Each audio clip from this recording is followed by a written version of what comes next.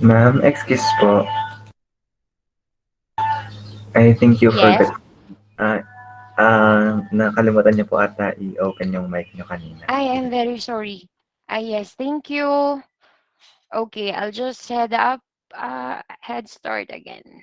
Thank you for letting me know.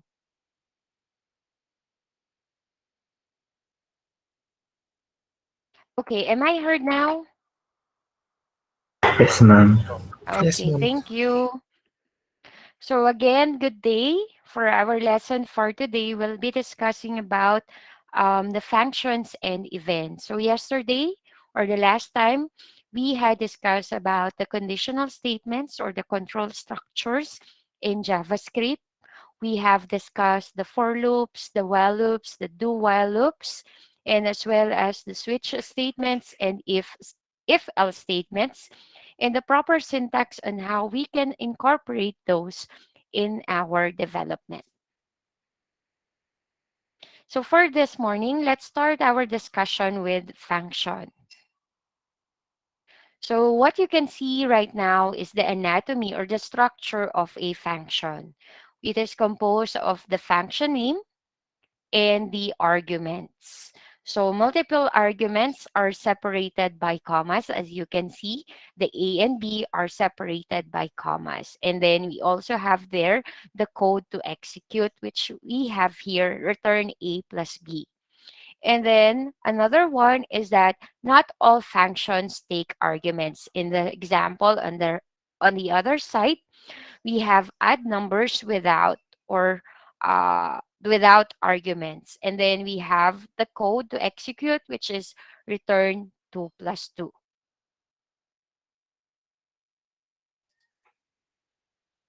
So as we define, guys, a function is a bit of code that doesn't run until it is referenced or called. So the alert is a function built into our browser. It's a block of code that runs only when explicitly tell it to. In a way, we can think of a function as a variable that contains logic, in that referencing that variable will run all the code stored inside it.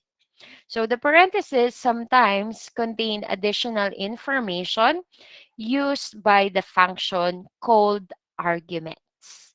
So arguments are data that can influence how the function behaves or how it will behave. So for example, the alert function we know will accepts a string of text as an argument, and yes, and then uses that information to populate the resulting dialogue. So there are two types of JavaScript functions, which are the native functions and the custom functions. So for native functions, there are hundreds of predefined functions built into JavaScript, which includes the alert, confirm, and prompt. So these functions trigger browser level dialog boxes. If you can remember the last time that we had an example, so when we use the alert function, a pop out message will appear or will pop out, and then whatever text is in between the parentheses will be printed on the screen. And then we also have the date, so it returns the current date and time in your computer system. And then we have parsed int. So this function will, among other things, take a string data type. So that's why we have their quotation marks containing numbers and turn it into a number data type. So the string is passed to the function as an argument as well. And then we also have the set timeout. For this, we have the function name and 5,000. So this one will execute a function after a delay. So the function is specified in the first argument, and then the delay is specified in milliseconds in the second. So in the example that we have right here, so 5,000 milliseconds equals 5 seconds. So that is what it means. And then for the another type of function, we have our custom function. So to create a custom function, we type the function keyword followed by the name for the function, followed by opening and closing parentheses, followed by opening and closing curly braces, when then we can then call that function and execute the code inside it anywhere in our script by writing like this like this in our example. So we have there our function keyword, and then it has been followed by a name for the function. So in this case, the name of the function is FOO or foo, followed by opening and closing parentheses, and then followed by the opening and closing curly braces. So please take note of that syntax on how we can write this function or custom function. And then the FOO or the name of the function will execute whatever is inside the function body. Next, we have arguments. So having a function that executes the exact same code throughout your script isn't likely to be all that useful. So we can pass arguments or provide data to native and custom functions in order to apply a function's logic to different sets of data at different times. So to hold a place for the arguments, add one or more comma separated variables in the parentheses at the time the function is defined. So then we call the function, or we call that function, anything we include between the parentheses will be passed into the variable as the function executes. So this might sound a little confusing, but it's not so bad once you see it in action, just like what we have in this example. So don't worry, we'll be having activities in relation to this so that you can try it all and you can see how it runs. So next we have our returning a value from a function. So this part is particularly wild and incredibly useful. So it's pretty common to use function to calculate something and then give you a value that you can use elsewhere in your script, which we usually do. So we could accomplish this using what we know now through clever application of variables, but there's much easier way. So the return keyword inside the function effectively returns or turns that function into a variable with a dynamic value. So this one is a little easier to show than it is to tell. So bear with me while we consider this example. So we have the function and add numbers as the name of our function. And then we have the arguments A and B. And then the return keyword, so effectively turns that function into a variable, which give us the value of our A plus B, or the sum of the two arguments. Then moving on, we have our events. So JavaScript can access objects in the page and the browser window. But did you know it's also listening for certain events to happen? So an event is an action that can be detected with JavaScript, such as when the document loads, or when the user clicks on an element, or just moves her mouse over it. So, for example, HTML 4.0 made it possible for a script to be tied to events on the page, whether initiated by the user So the browser itself or other script. So this is known as the event binding. So in scripts, an event is identified by an event handler. For example, the onload event handler. So it triggers a script when the document loads, and also the on click and on mouse over handlers triggers a script when the user clicks or mouses over an element respectively. So we have here our tables. So this table shows the list of some of the most common event handlers that we can use. So we have here the on blur. So it makes an element loses focus. The on change, the content of a form field changes. On click, so when it is used when the mouse clicks an object. On error. So an error occurs when the document or an image load. On focus, an element gets focus. And on key down, a key on the keyboard is pressed. On key press, a key on the keyboard is pressed or held down. We also have here the event handler on key up.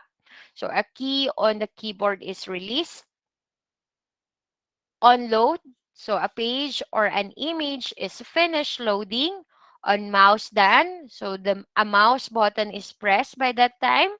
On mouse move, the mouse is moved. On mouse out, the mouse is moved off an element. On mouse over, the mouse is moved over an element. On mouse up, a mouse button is released. And then lastly, we have the on submit. So the submit button is clicked in a form, submitting the data provided by the user.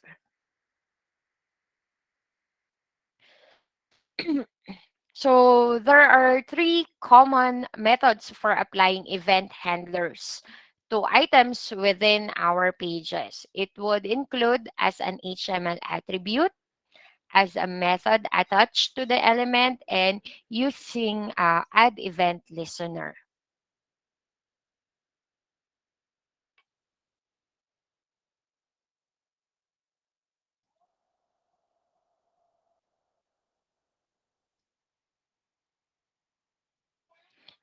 So this is our attaching events using or using an HTML attribute. So you can specify the function to be run in an attribute in the markup as shown in the following example.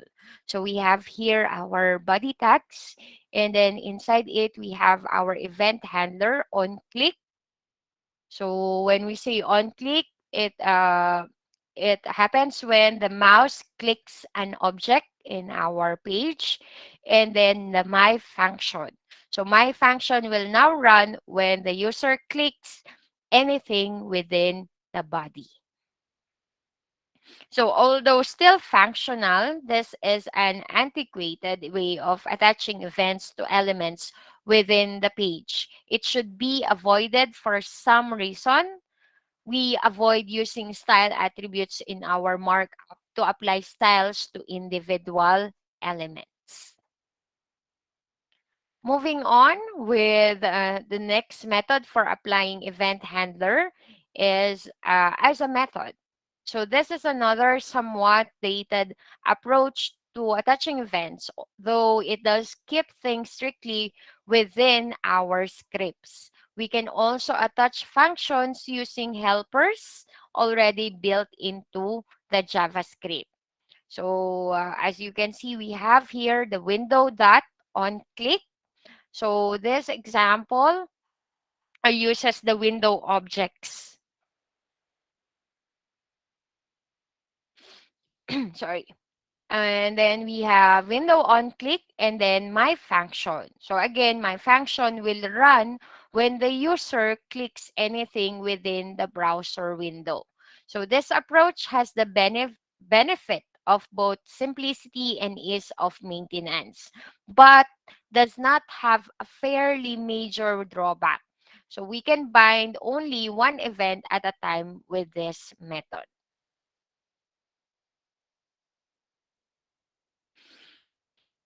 And then next one, we have our attaching events using the add event listener method, or our third method in providing event handlers or applying event handlers.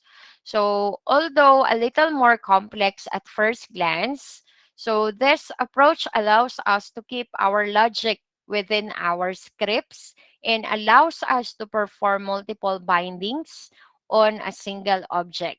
So the syntax is a bit more verbose.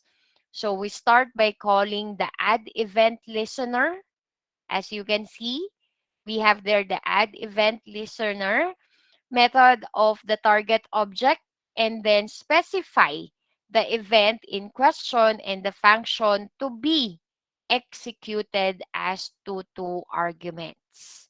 So in notice that we omit the preceding on click on, or rather the word on, from the event handler with this one. As you can see here, we just include the word click. So we omitted the on word from it, or from the event handler. So like the previous method, the add event listener can be used with an anonymous function as well, as what you can see on the second argument or the second example.